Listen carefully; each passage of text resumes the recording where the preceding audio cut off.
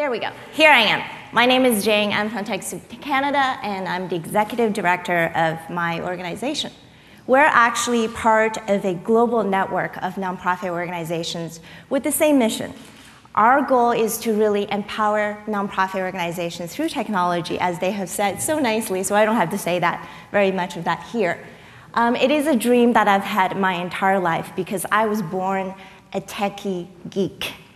I started breaking my dad's watch at the age of 2 because I wanted to see how it worked. I wasn't very successful at putting it back together. I mostly put it back together and put it back into his drawer, pretending maybe he wouldn't notice. And then I started breaking the radio at home and all these other things. So my parents finally gave up, being Asian parents that they are, and said, you know what, I know you like tech, go and do your tech thing. We're not gonna ask you to be a doctor or a lawyer or an accountant. We would prefer if you call yourself a software engineer, because then we have that engineer piece and we have something to say, you know, Chinese New Year's to say, yeah, my daughter is one of those. It's okay, she's fine. So my mom actually asked me, what is a nonprofit organization? What do you actually do? So this is my team at work. We just hired our first male staff. Woohoo! So we were an all-girls organization for a very long time. There's Francois right there. I had to actually Photoshop him in. We work out of this one-room office at the Center for Social Innovation. It's a very small room. We're kind of sitting on top of each other, but we love our work because we really enjoy the use of technology and helping organizations out there. But that's not really what I'm here to talk to you guys about today. So what got me to where I am today? Well, it had to do with actually 2 very special people. It's also really awesome that I can't actually see your faces. So I may have to ask my husband, who's that really awkward-looking person in the picture on the right. I didn't know it back then, but that's my future husband right there. So he's definitely one of my inspirations. He has helped me a lot. But the person that really got to me where I am is the person I have my arm around, Eddie Chan. We met in computer science class. He asked me for my notes. I made a snarky remark, being me. He had a witty comeback, and that was it. That was the beginning of a beautiful friendship. We had, you guessed it, a couple of things in common. We liked technology. We also loved to play video games. And we're also, for some strange reason, the only people that are usually awake at 3 in the morning. So we spent lots of 3 a.m.s working on our computer servers. I know it's boring to most of you, but it was really fun for us. We actually had, we used to crimp Ethernet cables for fun. Okay, I thought maybe I shouldn't have said that out loud, but we played a lot of video games together, and one of the games we really, really enjoyed playing was Diablo 2. So hands up if you guys play Diablo 3. Yes? Awesome. We waited 11 years for this game to come out. Now, I want to dedicate today's presentation to Eddie. 1, because him and I, we waited a long time for Diablo to come out. 2, he really taught me what it means to make something really difficult simple. And 3, I kind of wish he would be here today, but the night the game came out, he passed away from a heart attack. And I know my friend Eddie, he just got way too excited about the game. So what did I learn? Well, there's my secret weapon. Games is essentially simplified systems of different aspects of real life. Now, before you kind of sit there and say, well, I'm not a gamer, I don't even know what Diablo 3 is. When I say games, I'm talking about all kinds of games.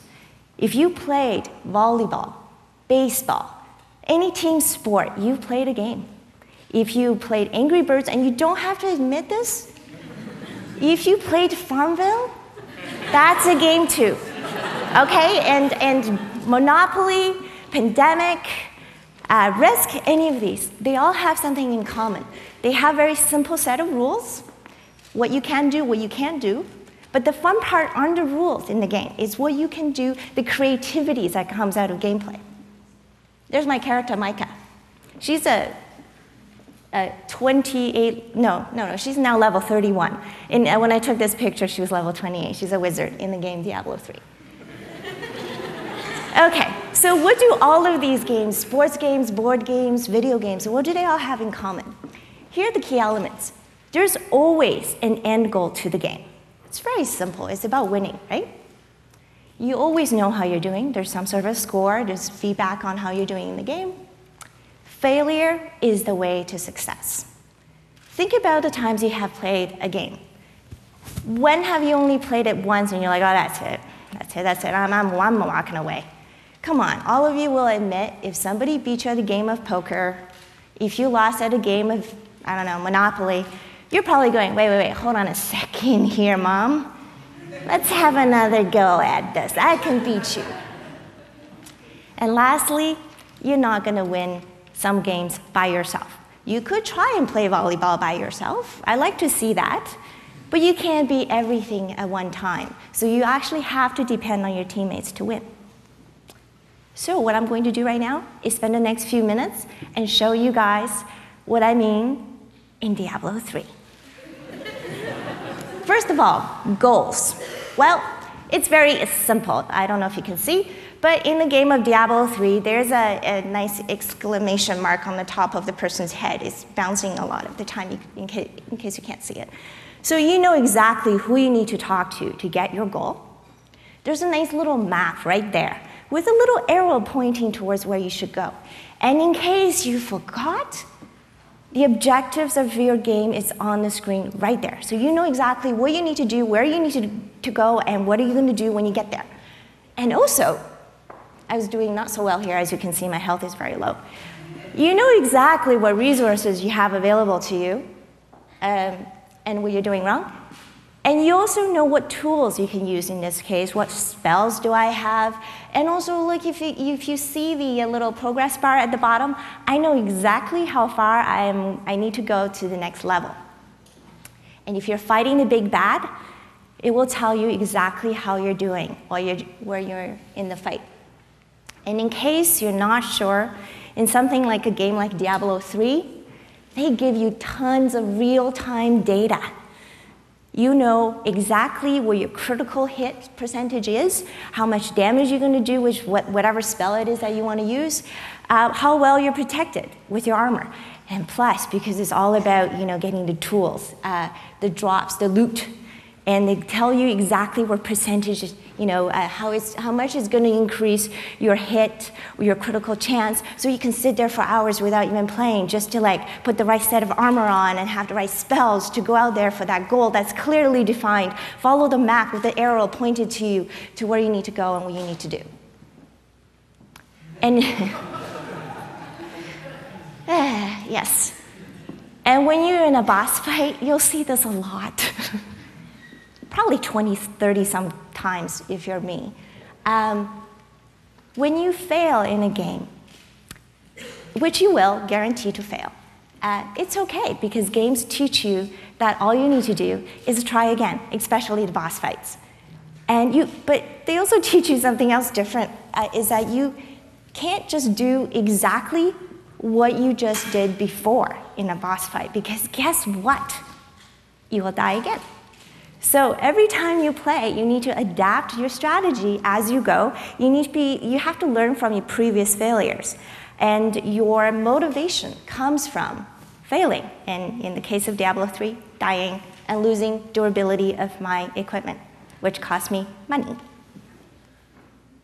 And of course, in a game like Diablo 3, when you go against these boss fights, you can't do it alone. You have to go find friends who believe in your cause, which is to fight the big bad. And then you have to have these specific roles and responsibilities. I am the wizard. I am about to hit the big bad from far away. My buddies are usually either barbarians or monks. They're up close and personal. But everybody knows what they need to do, when, and how. I tried doing one of this with some of my other friends that are all wizards. We didn't do so well, because we all had the same skill sets, but they're not complementary to each other. So it was one of the quickest group deaths I've ever seen. So let's bring this back to reality a little bit. The honest truth is, every single one of you has something that you're passionate about. But the reality is, life is hard. It is incredibly hard. Because unlike games, this is not what I see when I go into work. It is not spelled out for me what my goals are. How am I supposed to get there? And when I have a challenge, what are my resources? Who are my peeps that I can depend on? But if you take what you can do from something like video games and apply it to real life, then real life becomes a lot easier. So what I'm about to do right now is to give you some quick recommendations. If you want to learn about strategy, real-time strategy, multitasking, how do you deal with competing priorities, instead of trying to do that at work, tell your boss, I gotta go home and play Civ 5, okay? Because if I just concentrate on one task, I will fail. So if you could just understand I need to spend 2 weeks playing Civ 5, I'll come back a better man or woman. If what you need to improve on is your understanding of systems and processes, give Portal 2 a try. Actually, just play Portal. It is such a fun game. It's a puzzle game. It's really simple. You've got portals. You get this portal gun, and you just teleport from one area to the other. It's quite simple. You enter and you exit in this room. But once you get a hang of what you like about the game, in Portal 2 Community Edition, you get to design the level to torture your friends. But in doing so, you understand how systems work and the processes and the steps and all these things. It's a really, really fun way of learning about very complicated systems. And lastly, my favorite game, Diablo 3, helps you to understand that in life, no matter what it is that you're passionate about, you can't do it alone. You can't win the game of life alone.